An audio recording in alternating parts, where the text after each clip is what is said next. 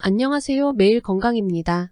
노화는 인간의 숙명이지만 노화의 속도는 사람마다 다른데요. 비슷한 또래인데 누구는 만성질병에 만성통증을 달고 살고 나이도 더 들어 보이는데 어떤 사람은 에너지가 넘치고 신체활동에 제약 없이 사회활동을 이어갑니다. 의학이 발달하여 질병과 통증을 치료할 수는 있지만 노화의 속도를 늦추고 더 오래 건강하고 활기찬 노년을 위해서는 개인의 노력, 즉 일상생활 속 습관이 매우 중요합니다. 술, 담배를 즐기고 스트레스와 과식하는 습관이 노화를 촉진한다는 것은 상식이니 이런 요인들을 제외하고 우리 주변에서 꼭 피해야 하는 또 다른 습관은 어떤 것이 있을까요? 첫 번째, 청색광을 피해야 합니다. 우리가 블루라이트라고 부르는 청색광은 건강에 치명적인데요. 우리 주변 어디에나 있는 LED 실내 조명, TV 화면, 컴퓨터, 태블릿, 스마트폰 화면에서도 청색광이 나옵니다. 온종일 청색광에 노출되면 뇌에 자야 할 시간을 알려주는 호르몬인 멜라토닌을 억제해서 일주기 리듬, 즉 하루 신체 리듬을 바꿉니다. 미국 하버드대 연구진이 같은 강도로 청색광과 녹색광에 각각 6시간 30분 동안 노출되었을 때의 영향을 비교한 결과 청색광은 녹색광에 비해 멜라토닌 분비 억제와 일주기성 리듬 교란 작용이 2배나 높은 것으로 밝혀졌습니다. 수면은 우리 몸이 중요한 회복 과정을 겪는 시간입니다. 잠을 자는 동안 우리의 몸은 조직을 복구하고 재생하며 우리의 뇌는 기억을 통합하고 처리합니다. 따라서 수면 부족은 염증 증가, 면역기능 약화, 인지기능 저하와 같은 다양한 부작용을 초래할 수 있는데 청색광에 지나치게 노출되는 것만으로 이러한 부정적인 영향을 받는 것입니다. 또한 청색광은 빛으로 인한 안구 손상과 밀접한 관련이 있습니다.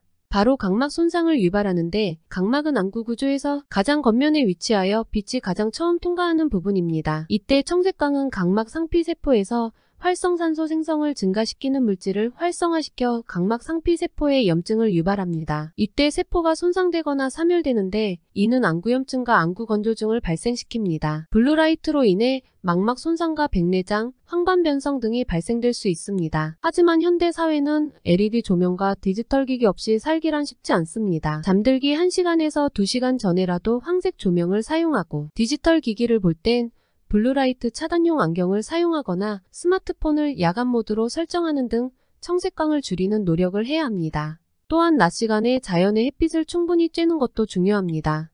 두 번째, 설탕 섭취. 의사들이 입을 모아 말하는 건강을 위해 생활 습관을 딱 하나만 바꿔야 한다면 그것은 설탕 섭취를 줄이는 것입니다. 나이가 들면 설탕은 아주 해롭습니다. 설탕은 피부의 콜라겐 합성을 방해해 피부의 탄력을 떨어뜨리며 주름을 생기게 만들고 설탕과 탄수화물 같은 당지수가 높은 음식들이 여드름과 피부 트러블의 원인이 된다는 연구 결과가 있습니다. 또한 설탕은 산성식품으로 치아를 부식시키고 입속의 유익균을 파괴시켜 충치를 유발합니다. 설탕을 섭취하면 백혈구의 하나인 호중구의 작용이 일시적으로 감소하는 현상이 나타나 우리의 면역체계를 약화시키고 당뇨병, 심장질환, 암, 알츠하이머 같은 병을 키우는데 특히 설탕 섭취가 유방암과 대장암에 직접적인 연관성이 있다고 밝혀진 바 있습니다. 또한 설탕이 특정 단백질과 결합하면 노폐물을 만드는데 이 노폐물은 혈관에 쌓여 세포막을 손상시키고 혈관벽에 미세한 구멍을 뚫기도 합니다. 설탕은 마약과 같이 중독성이 있는데 설탕 섭취는 뇌에서 도파민이 분비되도록 합니다. 도파민은 보상과 기쁨의 감정을 제어하는 신경전달 물질로 설탕 섭취로 인해 분비된 도파민은 계속해서 이 감정을 느끼도록 신호를 보내게 되어 중독으로 이끕니다. 디저트는 달콤한 보상이라고 생각하지만 결국은 상이 아닌 벌을 준다는 사실을 기억하세요. 설탕이 들어있는 가공식품을 줄이고 단 것이 너무 먹고 싶을 때는 가급적 과일로 대체하시기 바랍니다. 세 번째, 움직이지 않는 습관. 소파에 앉아 감자칩을 먹으며 TV만 보는 사람을 뜻하는 카우치 포테이토라는 용어가 있습니다. 이처럼 사무실에서는 하루 종일 앉아서 일하고 집에서는 카우치 포테이토가 되면 노화는 가속화됩니다. 하체 부위 골격근 사용량이 줄어들면서 체중이 증가하기 쉬운 체질이 되고 부상과 질병에도 보다 취약해지고 정신적 자극마저 쇠퇴하기 때문에 비활동적인 생활은 노화 시기를 앞당깁니다. 골절상 등으로 오랫동안 침대 생활을 한 노약자 가운데 폐렴으로 사망하는 경우가 있는데 장기간 몸을 움직이지 않으면 신체 기능이 약해지고 면역력이 떨어지기 때문입니다. 건강한 사람도 40세가 넘으면 근육이 줄어드는데 누워 지내면 근육이 급격히 감소하게 됩니다. 나이가 들수록 일이 줄어드는 것도 문제입니다. 여기서 일은 직업만을 의미하지 않습니다.